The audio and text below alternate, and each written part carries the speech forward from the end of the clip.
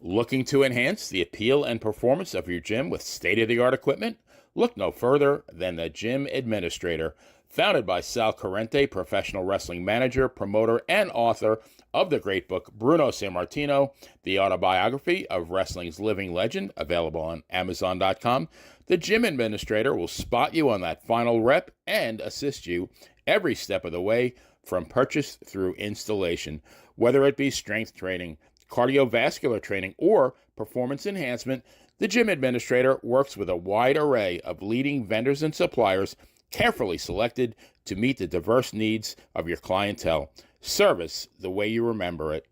Contact us at 914-494-1066 or visit our website at thegymadministrator.com, as well as all social media platforms. The Gym Administrator. All your fitness needs under one roof. Scan the barcode at the bottom of the screen to get started today.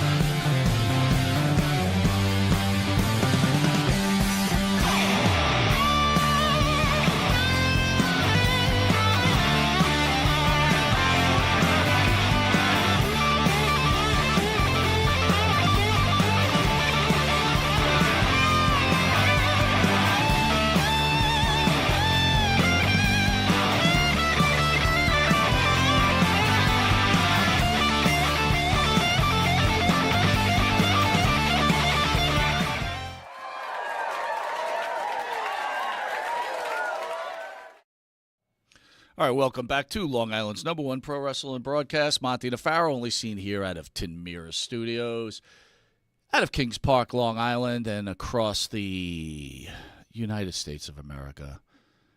The star of the show, Mr. Jimmy Pharaoh. Jimmy, how are you? How are you, kind sir? What's going on? So it's funny, Back Jimmy, again. when we're going to go live, I'm muted, you're muted, but and I was going to say, we look like we're going Blairless, right? Instead of like when we go braless, we were going to go Blairless, right? But then I see Brian come on. I see Brian come on. But the bad thing that sucks is like I can't hear what you guys are talking about. But the one thing I love though is I love like looking at the rooms everybody's shooting out of, because I'm shooting out of a studio which is just black. You're at a Wahoo, you're at a Wahoo Saloon, and then I'm checking out Brian's background there. He's got like Orndorff. He's got a picture of him and Brunzell. It's cool shit, man. Cool shit. Being able to look, right, Brian? That's a cool room you got there. Well, thank you. I appreciate it so much. There's a lot of memories on the walls. Paul was my very best friend for 40 something years, 42 years.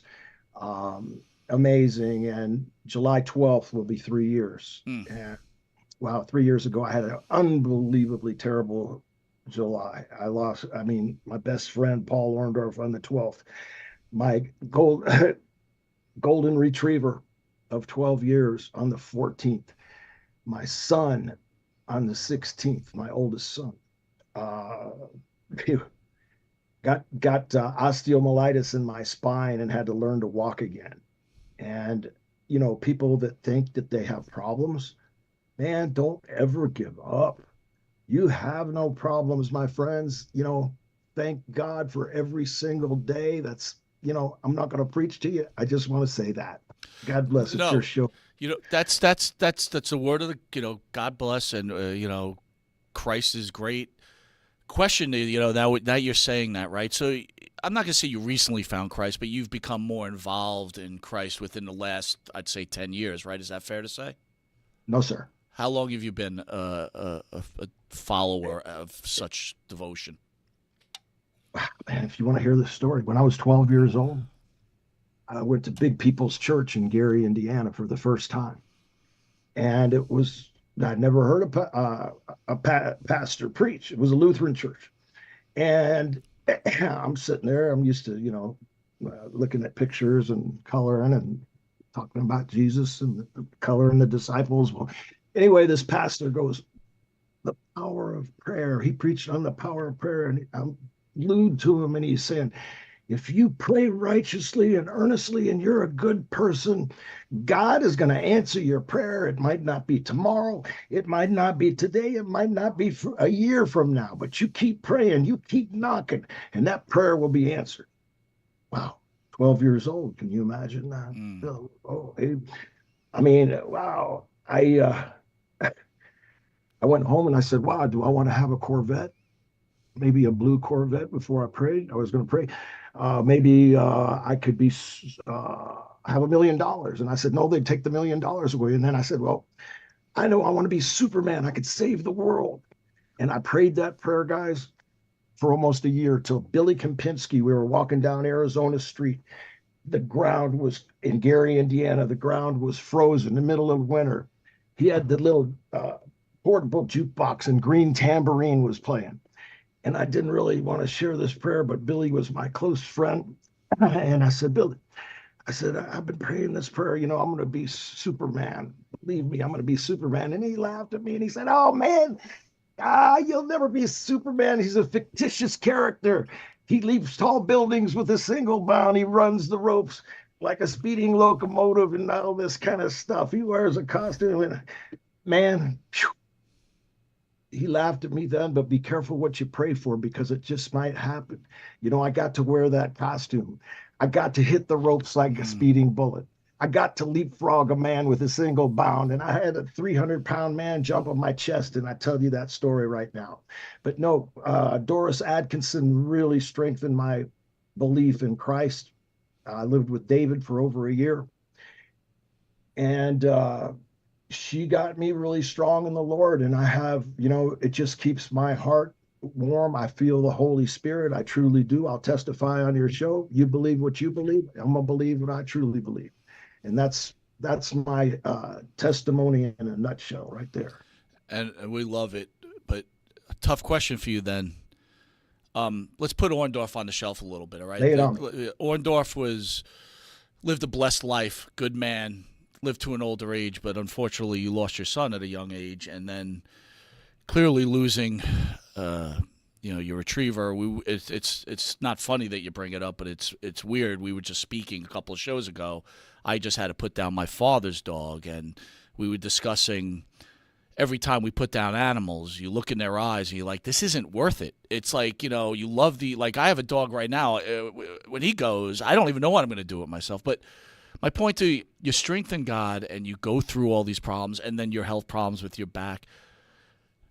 Do you feel like quitting sometimes? Like, God, you have forsaken, you've just left me barren here?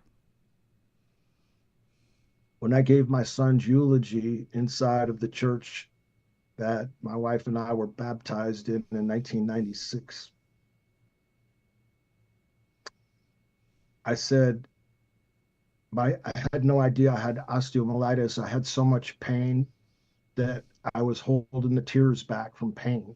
Nobody knows what osteomyelitis feels like unless you have the worst pain in the entire world. You look it up. It's worse than kidney stones. It's worse than childbirth.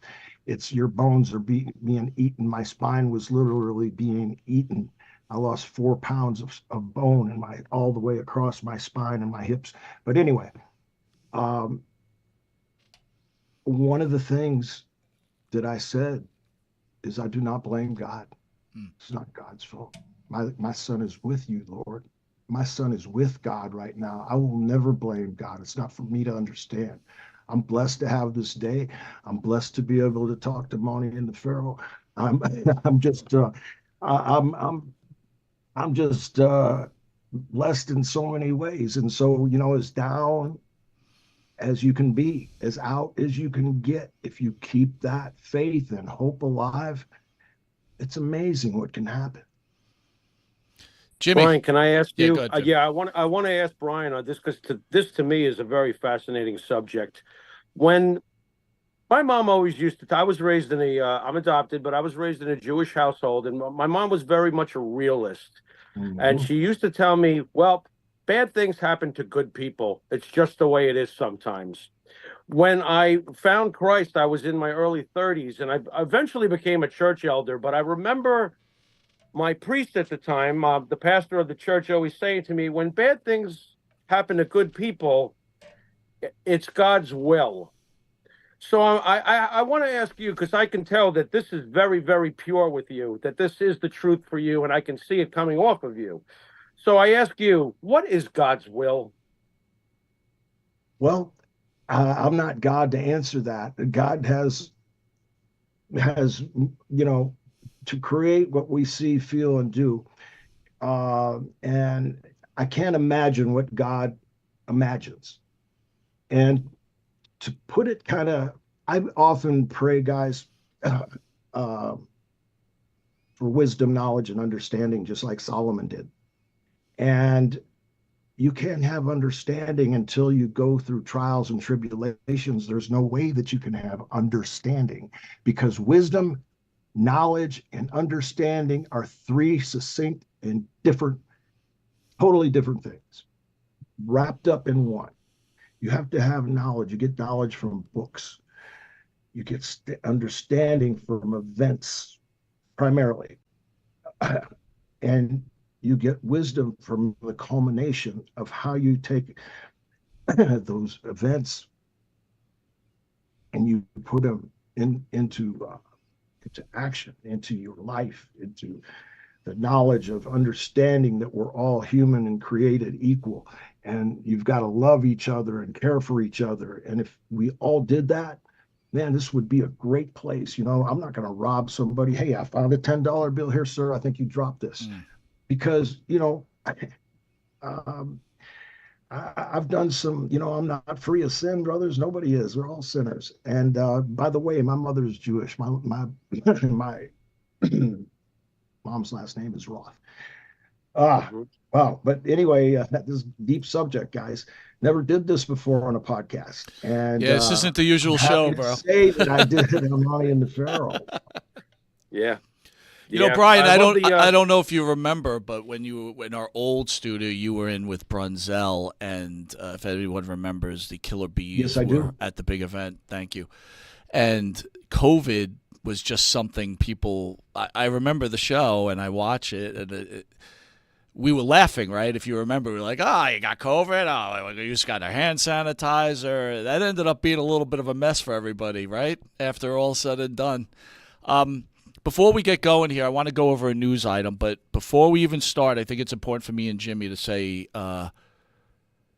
give us the opportunity to say thank you, Brian, as a wrestling fan, what you've done for the industry, what you've done for its fans. Again, we're just fans, but from what we know about you, the one time we met you, speaking to you right now, all we could say as fans is thank you for giving us the opportunity to love the sport as much as we did due to people like yourself and especially you. So thank you, Brian. Thank you very much. Well, Abe, I really, really appreciate that.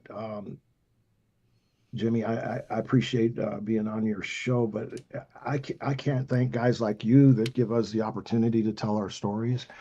We all hear it over and over, because without the wrestling fan, who are the greatest fans in the world, and I think we're wrestling fans. I think we're all biggest wrestling fans, and there's some of the best people you'll ever meet. You were talking about COVID. Jimmy and I were in New York. Brunsy and I were in New York just when COVID hit, when nobody really rang the bell, and it was line after line. And fortunately, Jimmy brought his hand sanitizer. I think we told you guys that story when we were on the show.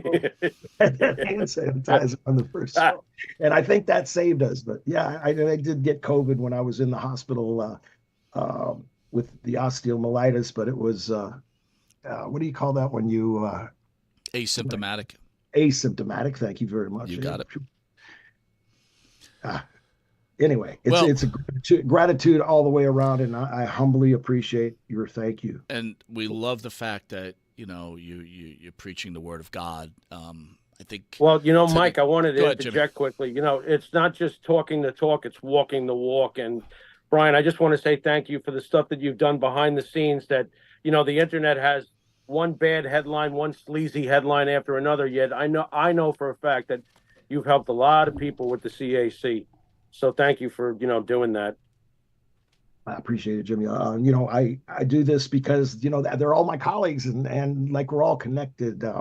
Even if you, in the territory days, if you didn't work in Portland, let's say, eventually you would come across and run into Roddy Piper and all the guys. I mean, we all worked in different territories and helped build the foundation of the business. So I feel like we're all just like family, you know. When I see the boys, I don't care who it is. I go up to Rock, hey, brother Dewey, how you doing, man? Hogan, love you, brother. I mean, Stinger, what a great Christian he is.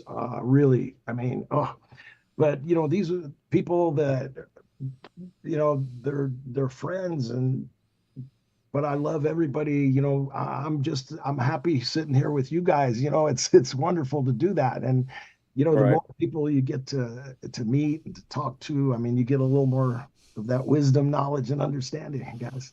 I appreciate it. I want to hit a quick news item, guys. I want you both to weigh in on Sure. today. Shelley Duvall, actress of The Shining, in case you didn't know, in Nashville. She died at 75 after a slight illness, but she was suffering. Thoughts on Shelley Duvall before we get into our little interview here? Brian, what do you remember about Shelley? We'll hit you first on this one.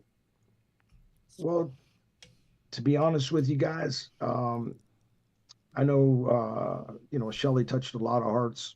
You know, so many people do, and it's, you know, it was a tragic thing. And as far as, you know, my thoughts of her, nothing specific, and nothing against Shelley. I was, you know, just into other things, I guess. You were studying to be Superman. Yes. What do there you mean? go. You didn't see her in Popeye? Remember her in Popeye? That was awesome. Yeah, yeah. Popeye. Wait a minute. Is it my turn now? Please? Yeah, it's your turn. Popeye. Go ahead. Oh, for Popeye. For God's sake. All right. Shelley Duvall, being a 13-year-old in 1980, as we both were, right, Mikey? Yeah. Seeing her trapped in a bathroom as an axe comes slamming through the door and in sticks Jack Nicholson. Here's Johnny. That movie is eternally a masterpiece, done by the great director Stanley Kubrick. But what most people don't know is Shelley Duvall was put through method acting, and it took a long time to film those scenes. And Kubrick was the kind of guy, Mike, could you picture getting up in the morning? Her role that day, all day, because he would take 35 takes, Mike, for one scene, was for her to scream and cry. And this would go on for like a month at a time, depending on where they were in the script. If there was a lot of screaming and crying, then she was going to have to do that for a while. It wrecked her. She could not handle that. She survived it, but basically after that, she never went through another role that put her through such emotional duress. Well, so her performance. Listen, first of all, I still like her better in Popeye, so let's get that straight. You are ridiculous. You're comparing Popeye to The Shining. And then you're fired. Kubek's best movie is Eyes Wide Shut, by the way. Okay, all right. Well, what about a little Full Metal Jacket or a Clockwork Orange? Full Metal Jacket's great for the first half. Second half, I'm not into. All right, let's get to the star of the show, Brian Blair. Peace, so, Brian, Brian, unbelievable. You make me think of when I first saw The Exorcist. Oh boy, got my driver's license. Oh, that movie. To this day, Brian, you can call me whatever, like, you know, wimpy name you can think up. To this day, that movie gives me the creeps. Oh, I was looking in my back seat. I had dropped my girlfriend off. You know, I'm looking in my back seat thinking that something could jump out at me. That was a scare. After that, you know, I mean, I did watch The Shining, but, you know, it's not, and the acting was tremendous, but I just tried to stay away from, you know, scary movies. Yeah. You know, in Japan, Abdullah the Butcher said to me, he said, he's my tag team partner, and we're in Shinjuku, and he says, Brian, let's go to the movies. I said, okay, let's go to the movies. Abby, he said, what are you going to see? You know, what do you want to see? And he said, let's go see this movie called Cannibal Holocaust. Oh my God, that movie's insane. Oh my, well, I said, Abdullah, I don't really like to see scary movies like that. You know, It doesn't Mike, really do anything Brian, for I'm me. sorry. Brian, I'm sorry. Mike, have you ever seen the movie he's talking about, Cannibal Holocaust? Jimmy, I was just going to reveal to both of you that I refuse to. There's two movies I refuse to watch. One is The Okay. Exorcist, Okay. and the other one is The Last Temptation of Christ. I refuse to watch either one of those All right. movies. So But, yes, my answer is I've never seen that movie, and I never will. Okay, Brian, I'm going to keep this clean, but to the viewers at home, a wiener gets cut off. Oh, eaten. Yeah, first they remove it though. Ugh. It's a dude.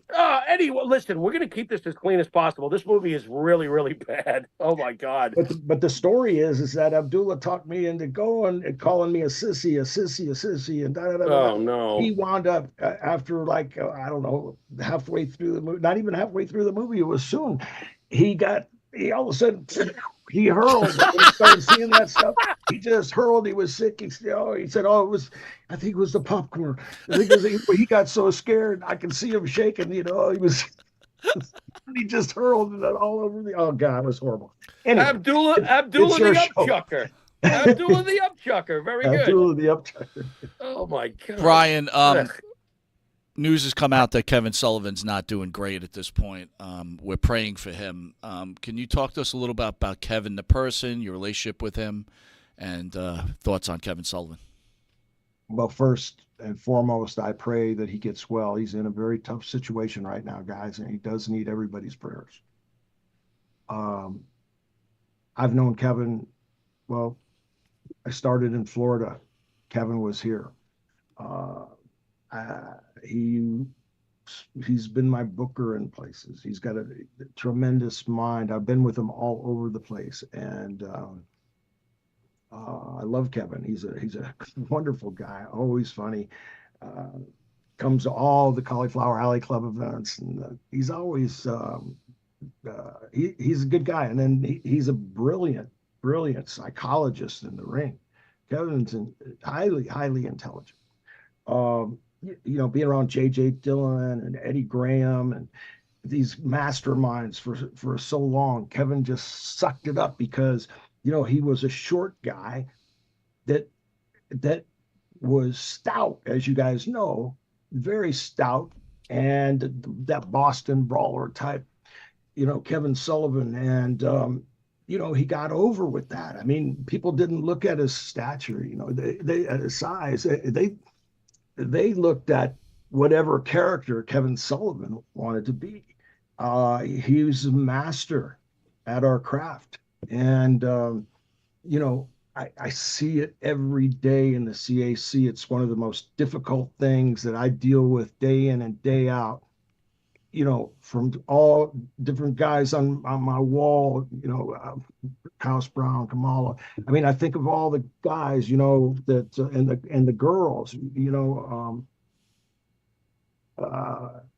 you get close to them sometimes, and even when you're not real close to them from the road. But the CAC, I wound up talking to them because they need a little help or whatever, and I'm always there to pick somebody up when they're down. And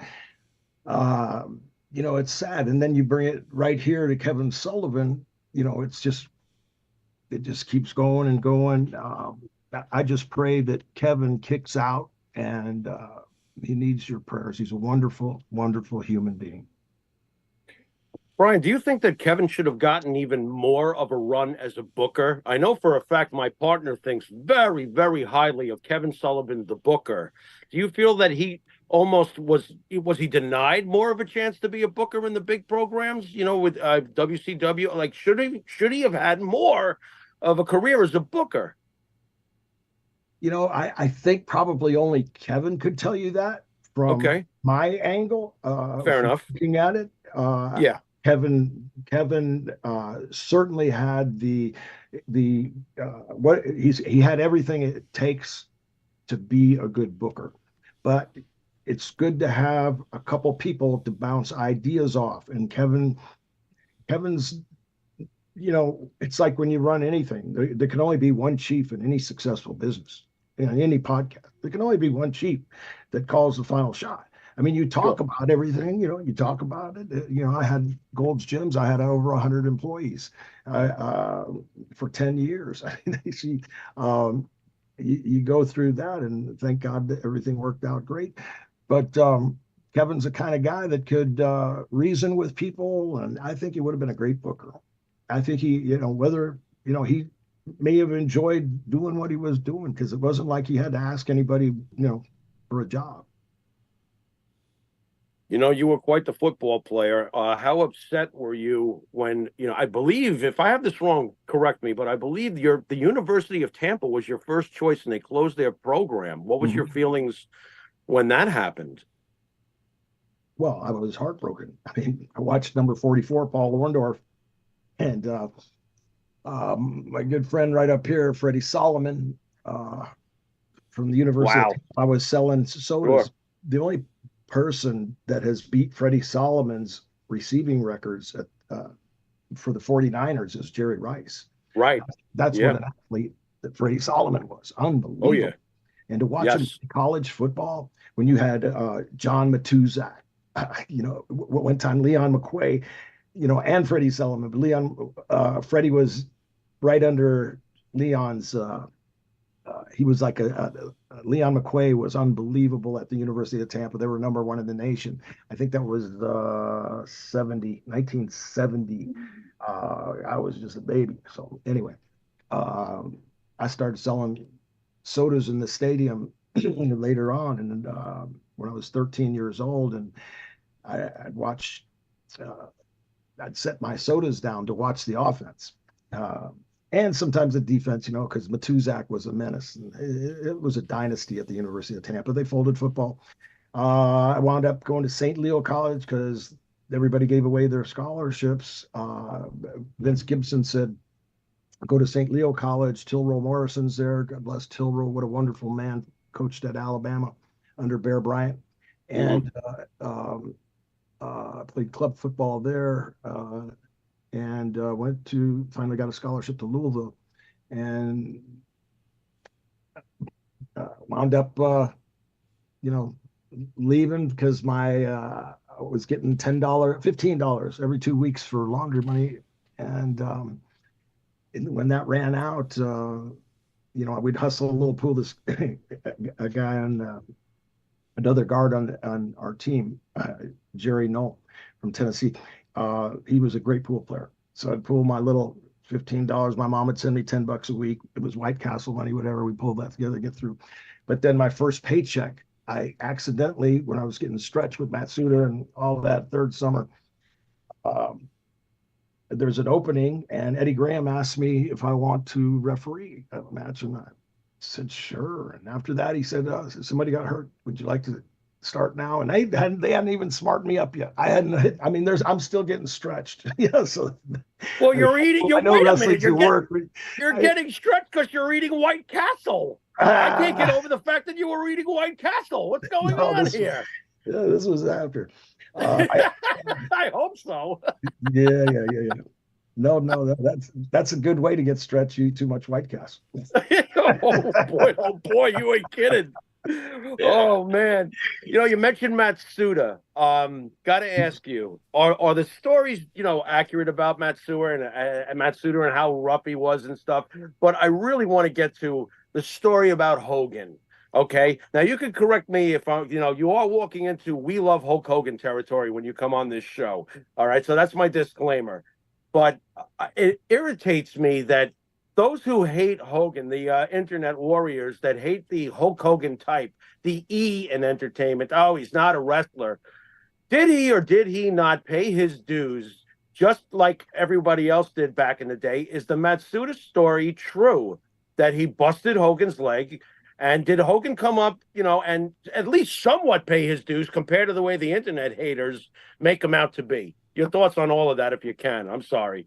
Sure. First off, you're talking to somebody that loves Terry like a brother. I mean, we're a phone call away. If I call right now, he's going to pick up the phone or call me right back. And he's one of my very, very closest friends. And so I'm obviously a Hulkamaniac too. And he to say that he broke in easy, those people have no freaking clue. No clue.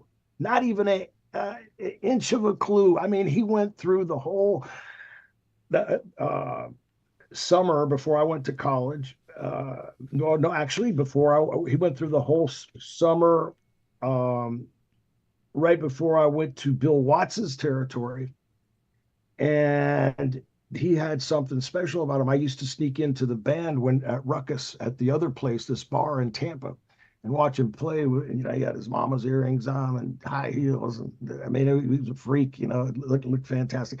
But uh, Matsuda, Briscoe. I mean, so many other people came in and tried to not hurt Terry, but run him off almost. Because that was the thing in Tampa. You try to push these guys until they leave without their clothes, basically. If they like you a little bit, they're still going to push you to your limit, to your absolute limit. And they pushed Terry, and he would not give up. He never stopped. He grinded. He did all the Hindu squats. He did all the push-ups. And I'm talking about 5 sets of 100 of each. I'm talking about getting in the ring and wrestling shoot style for 10 minutes straight. Not like MMA, no punching, but hooking and wrestling and amateur wrestling. They loved to start amateur wrestling. And then when Matsuda decided to start hooking, an amateur wrestler puts himself in the most compromised positions for a hooker, because you tight waist somebody, they're going to double wrist lock you. I mean, there's just all kinds of moves, but Terry would never give up. I mean, he's tapped, but I never saw him even come close to crying or quitting. And it was the office really that kind of drove him to leave and then come back. And that's when the ankle story happened. I left and went to Watts's territory. So then Terry had gone up to Panama and brought Eddie up there, Beefcake. Anyway, he came back. And Matsuda and him hooked up, and I don't know where it was, whether it was at the Sportatorium or at Matsuda's gym. I think it was at Matsuda's gym.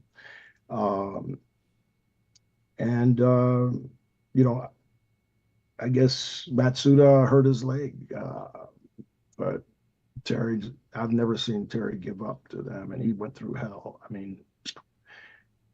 I mean, out of 100 people probably that came, the 3 summers that I trained, the only 2 that made it, and some left. Danny Spivey left. Other guys left. Scott Hall. I mean, guys couldn't take the beating. It was brutal. And shoot, yeah, he paid the price. So, Brian, let me ask you that question. On the Dark Side of the Ring, you've been on there a few times, and they had the episode about the Graham family. And when I look at these documentaries, I call them a documentary. I try to imagine going in the mind of the wrestler. And I remember listening to you and speaking about how Graham would make you hurt people, right, to get them out. And I was thinking I was just watching your expressions, and how did you feel about that after you think about it now as an older gentleman, and possibly destroying the dreams of a young man who wants to just be a pro wrestler and actually hurting them when they're not capable of defending themselves against someone of your level? Tell me what your feelings are about that now. Well, I guess they're bittersweet. For one thing, I never was overly aggressive with anybody unless they insulted me personally, like Buddy Colt's son-in-law did when he hockered in my face in the ring. Then, he was a big guy, but by then I was used to my space, and he was in my space, and bouncing up and down like Dusty Rhodes. And he had already pushed his, buddy told me he pushed his fiance down the stairs and broke her arm, broke his mother's arm. And the guy thought he was a total badass, wanted to match with Dusty Rhodes really bad. Wanted to match with Dusty Rhodes, thought he could kick Dusty's ass. And so he came to the sport. Buddy brought him to the sportatorium. I mean, everybody was there. I don't know who told them that something, well, they used to come down a lot, but this seemed like an overkill. But Buddy knew I was pretty upset about that, and the guys bouncing up and down. And we always would start out fair, didn't kick anybody when they came in the ring or anything like that. Ask them if they want to be up or down, or they want to fight. What do you want to do? And then you would tap hands. Well, this guy was bouncing up and down, and so Matsuda said, he's the referee. He said, go, or before he said, he said, shake hands. And before that happened, the guy hockered in my face. And so then there was no handshake. And yeah, it was ugly. But I didn't do that to everybody to where, they couldn't go to work the next week. It's just that was the way it was. If I didn't do that at the time, then it was just my job, and I was enamored with my business, and I wanted to do whatever it took to be successful. And at that time, that's what it required. And I hope that those people learned to be respectful. Number one, they didn't come like nicely. None of those people came very nicely and politely. They were all smart Alecs that were bar brawlers, and there was never any humbleness to those guys.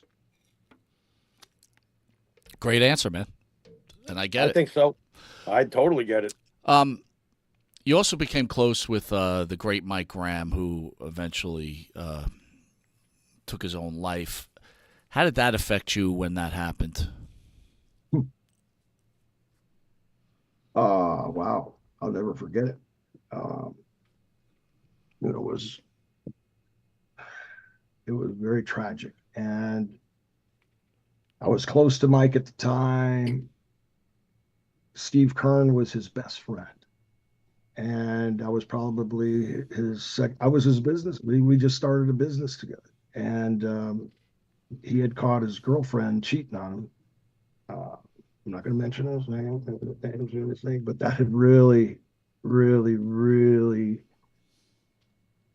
big time gotten to him, because Mike had been totally honest. And we all know, his dad had killed himself. His son had killed himself.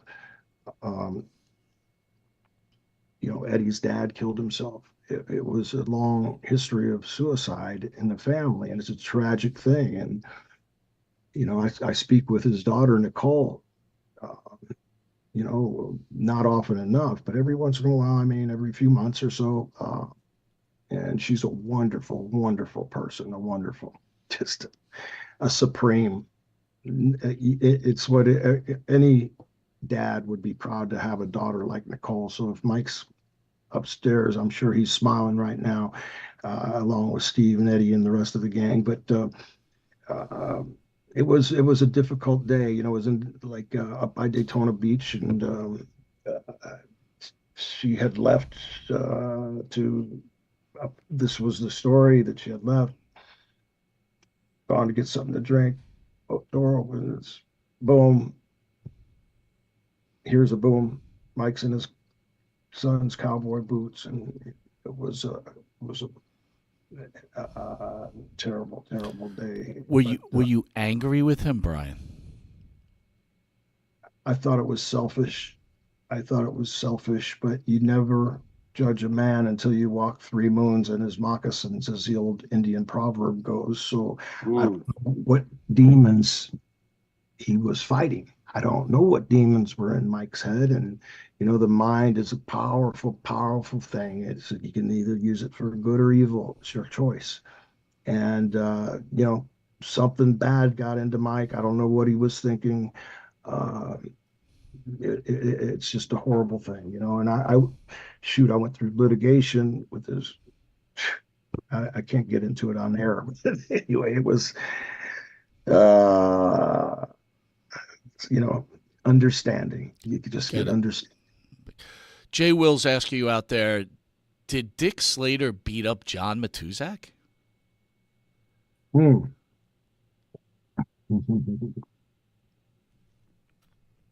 I didn't witness that, but that was the rumor.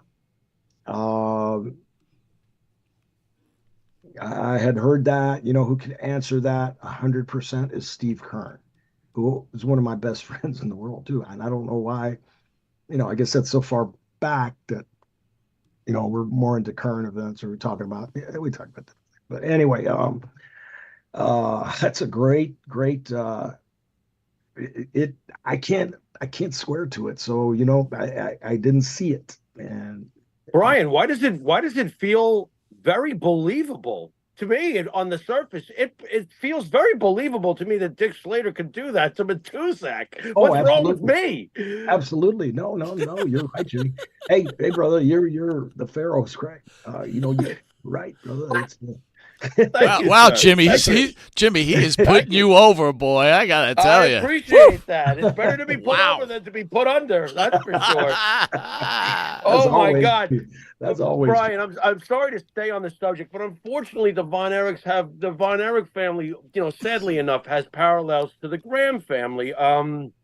Recently, of course, there's been a big buzz about the movie The Iron Claw. Did you get a chance to see it? 3 times.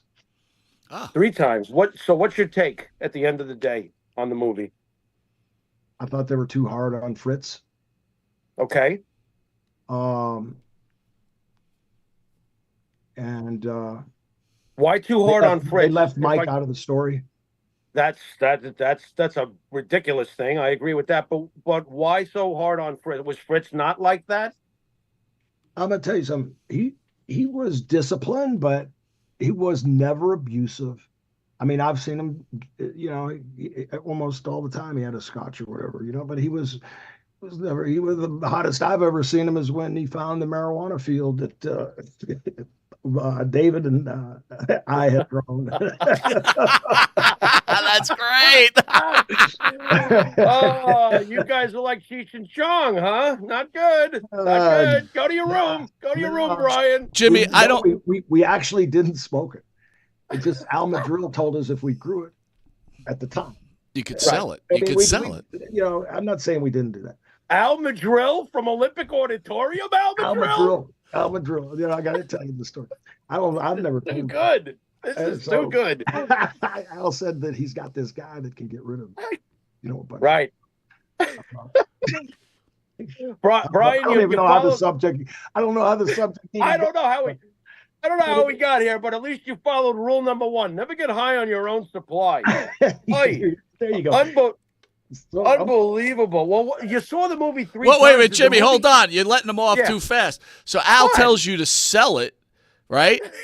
Did you guys start selling it, or Fritz make you rip it up out of the ground and throw it out? You're not dealing weed. No. It was like a quick thing. I had a green thumb.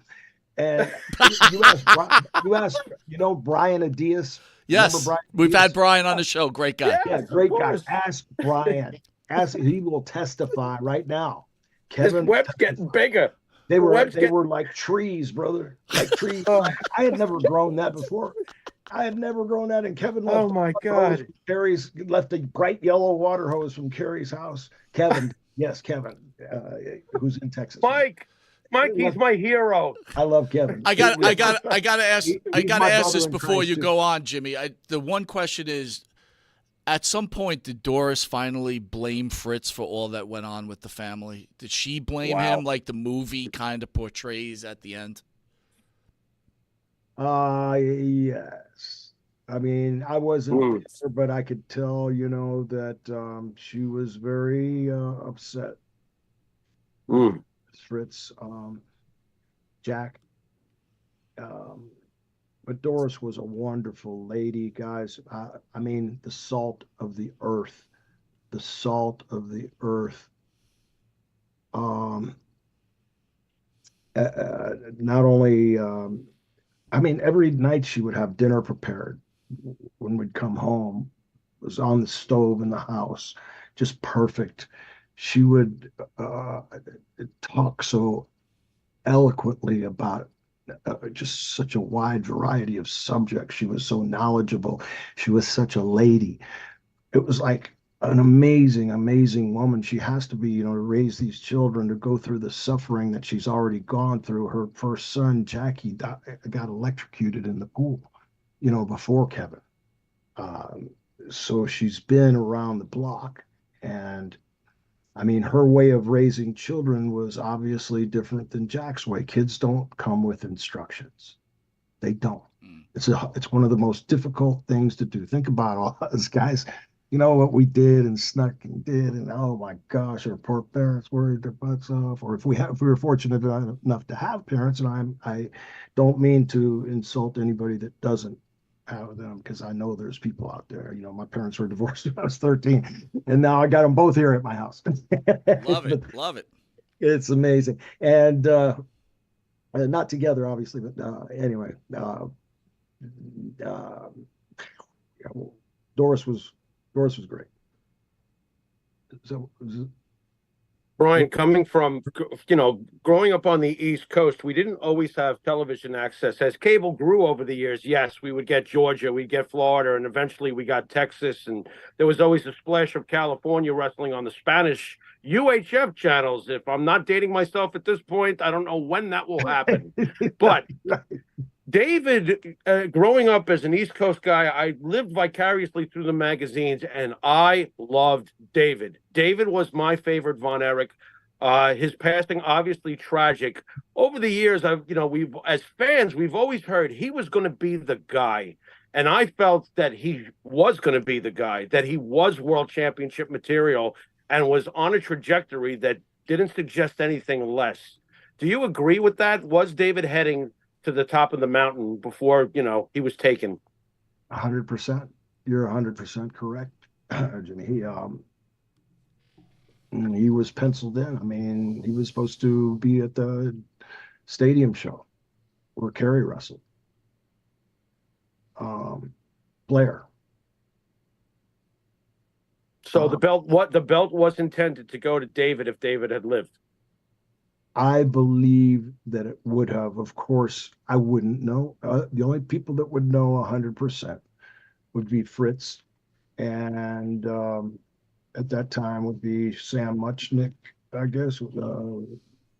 He's still just the NWA, the guys that run the heads of the territory. They say they're the ones that have the say, and they generally there was no. Was a dirt sheet then? But yeah, I think Dave Meltzer had the dirt sheet. And I love Dave. I think he's a creative, wonderful. I think he's a creative genius, actually. That makes one of us. Yeah. I mean, he's made a ton of money, but look how much money the guy's made. That's the game, guys. Yeah. Yeah. No doubt. What's Dave worth? 100 million?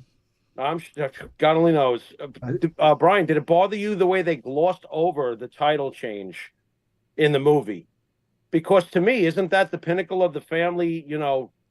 That's their goal. They wanted to. Fritz clearly, at least in the movie, he wanted one of his boys to get to where he was always being kept back from, the very top of the mountain. And Kerry gets there, and it's glossed over in the film. Do you have any issue with that? I did. But was it just a production thing because they couldn't afford to pull off a huge stadium kind of feel? What is it? I honestly can't answer that. Well, how'd you feel about it when you saw it?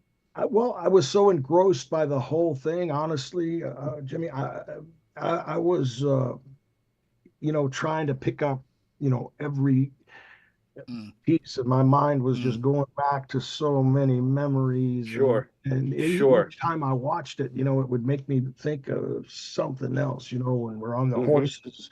We were on horses, David, Kerry.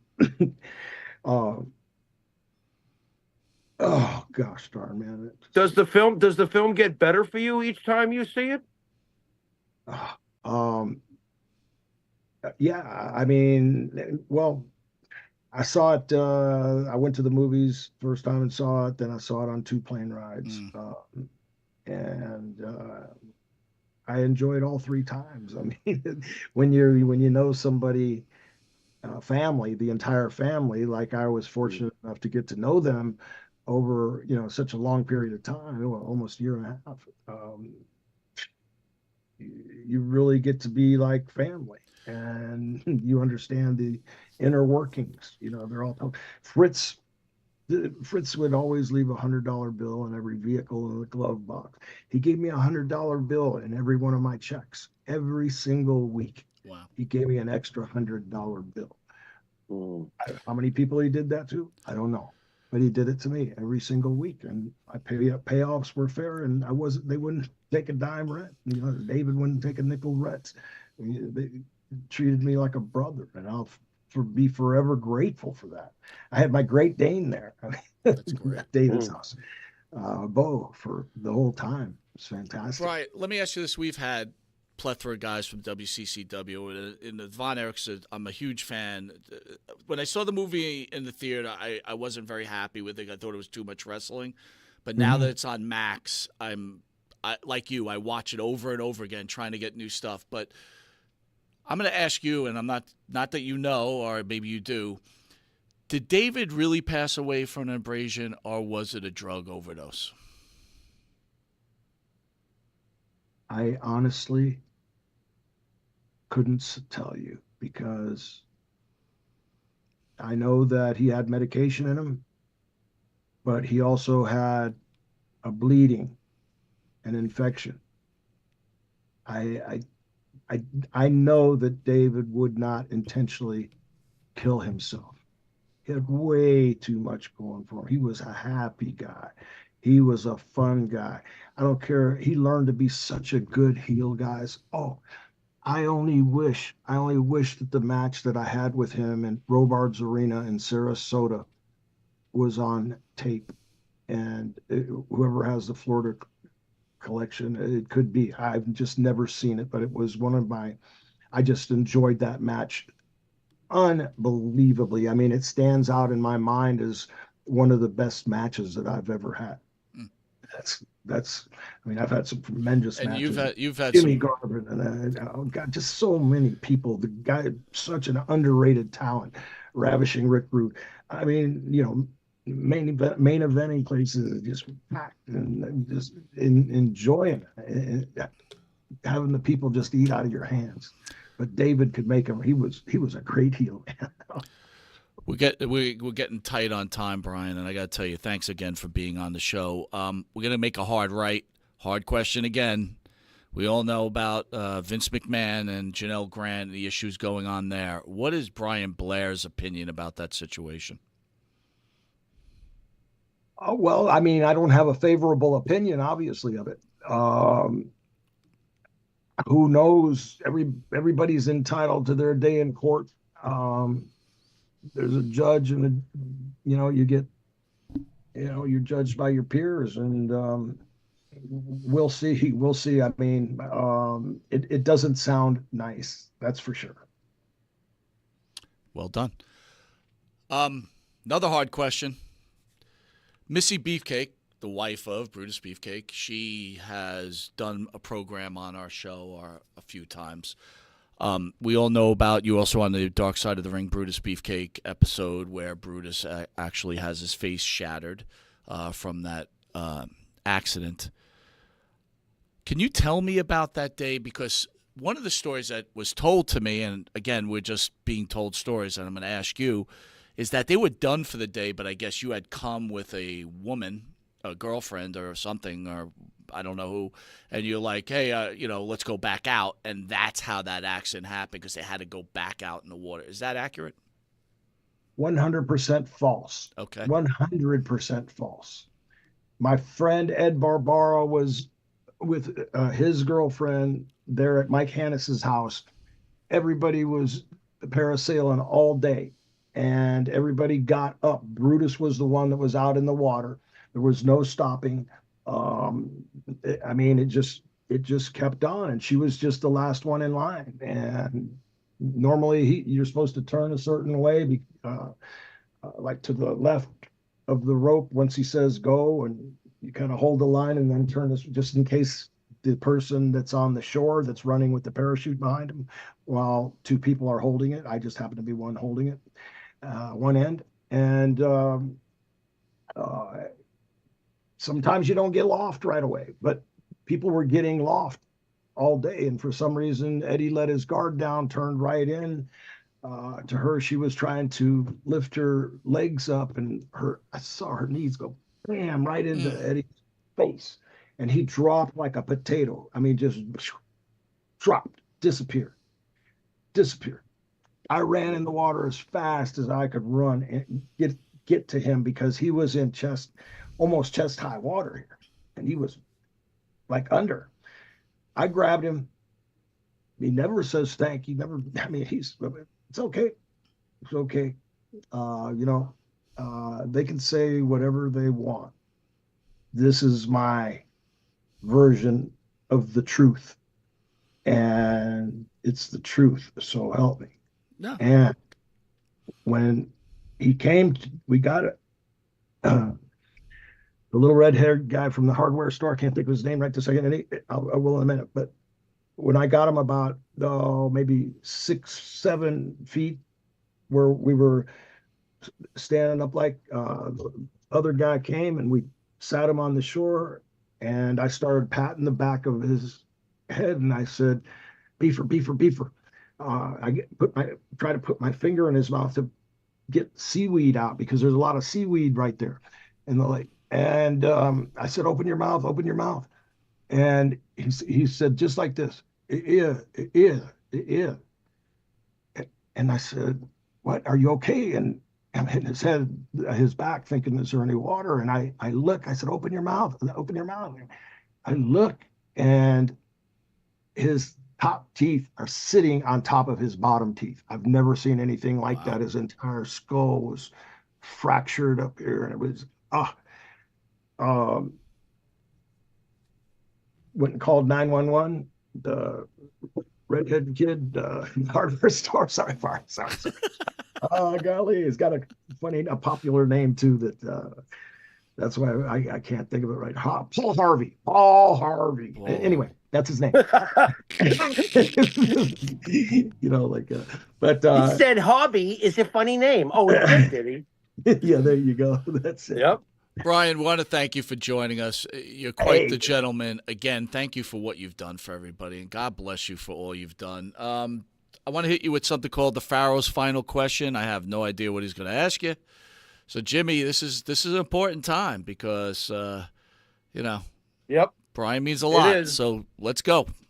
It is. Well, Brian, if I can make a quick disclaimer on this final question, Mike and I have been doing this. We're in our 7th year. I consider numbers very, very important. We've been fighting a good fight for a long time. So my question is that if I pray on this real hard, you're a phone call away from Terry Bollea. Could you have him perhaps, give him a call? You can't ask that question's a no-go. Come on, get a better question. I mean, it's not a no-go. He can at least consider it. So it could be live from Ron Congo, New York, right? Yeah, brother. Yeah. Absolutely, brother. All right. Well, anyway, I tried to get it in. That was a Joe L question, man. Come on, give him something good. It was two guys who would love to talk to Hulk Hogan. Anyway, but all right. But I wanted to ask you though, on a serious note. You guys have such a hot show. I might ask Al. I will ask him. See, it never hurts to ask. I don't know what he. I don't know what he likes. It never hurts. He does mostly his own thing. I know that, but. You never know with Terry. By the way, Brian, we could speak to you for like 8 hours, dude. This could have went on forever. Gentlemen, Monte The Pharaoh got the best show. You guys got a tremendous show. You always ask great questions. But honestly, Terry's a super guy. People don't understand the good things he does for people. They just don't. He's an amazing person, and he's been through a lot. And anybody's got to admit, if it wasn't for. He was just one of the ingredients you couldn't have to make wrestling what it is. Amen. For sure. But Brian, I wanted to ask you on a serious note. Without your faith, would you have been able to do all the work you do behind the scenes for people with the CAC, or is it just because you see so many difficult, issues come up with people you care about? Is it the faith that drives you at the end of the day to be able to do these things? I would say absolutely. Absolutely. I mean, God wants us to do good things. I know he does. And I feel good about it. That's part of, me. I've always been, I grew up hard, and I've really just had so much love for people. I mean, I grew up a minority. I was in Gary, Indiana. I just grew up, where you could have gone either way. I could have either been like a lot of my friends that back then, half of them are dead, or thank God my parents moved to Florida. It's the greatest thing they ever did, so I think God was watching over me. I've tried to be a good person all my life. I've tried to be a good person. I've never done anything evil or diabolical other than I grabbed a cat when I was like 7 years old, and I yanked his tail and started swirling him around. And I think that's the worst thing I ever did. And I'm sorry That's terrible. That's all the cat lovers out there. That's mean. I was only 7. Oh, wow. I liked you up until now. What are you doing? Brian, I'm saying that's the most evil thing I've ever done in my life. I've gotta recommend people to listen to Brian Blair. And Brian, you ever written a book? Yes, I have. Thanks for asking. Truth be told. Whoa. Just happen to have a copy right here. You're available on Amazon. And I promise, you get a copy of this book, you'll like it.